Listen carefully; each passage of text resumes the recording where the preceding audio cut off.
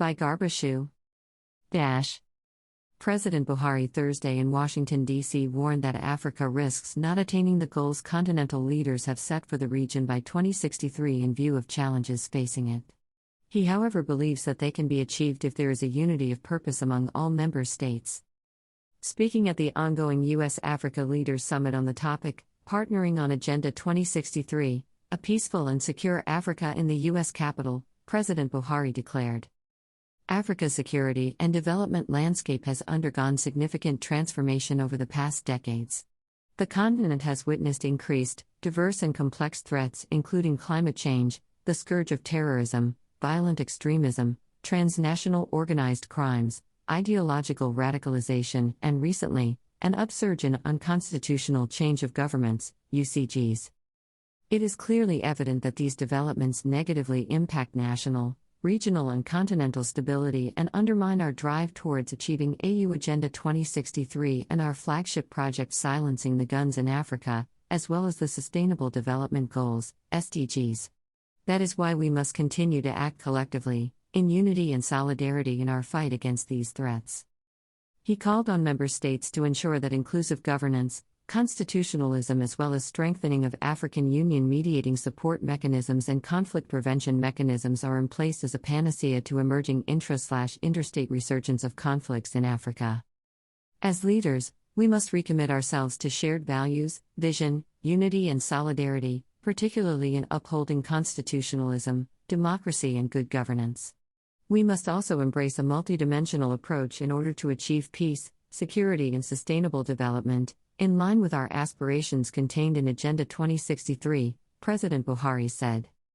The president noted while many countries in Africa have conducted successful elections, drastic actions have also been taken in cases of unconstitutional regime changes, commending the improved harmony between the African Union Commission and the United Nations.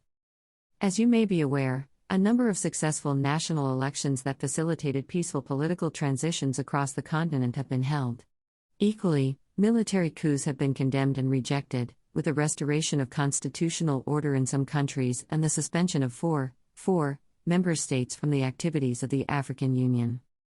There is now improved coordination between the African Union Commission, the United Nations and various foreign partners leading to the adoption of the United Nations Security Council, UNSC, Resolution 2457, 2019, an embodiment of the commitment of the international community to complement Africa's efforts to silencing the guns on the continent.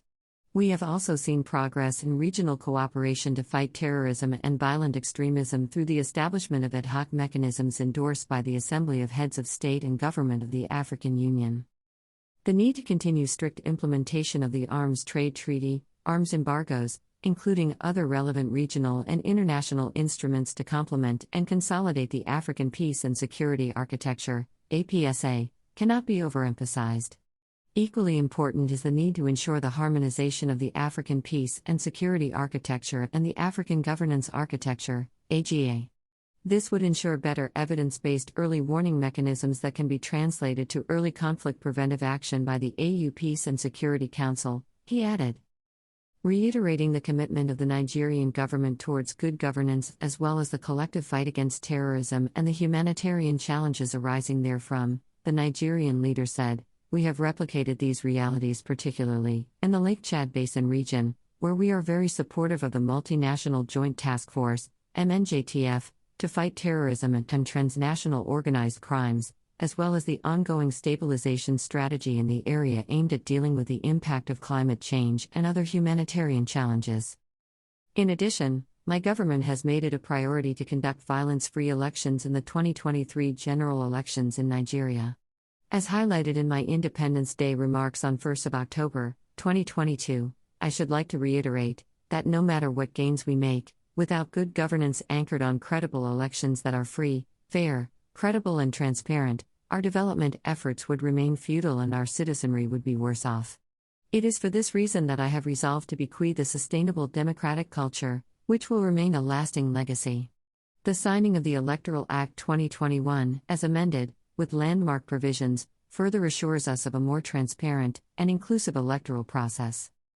At Views Exclusive Rights, Garbashu, Senior Special Assistant to the President, Media and Publicity, December 15, 2022.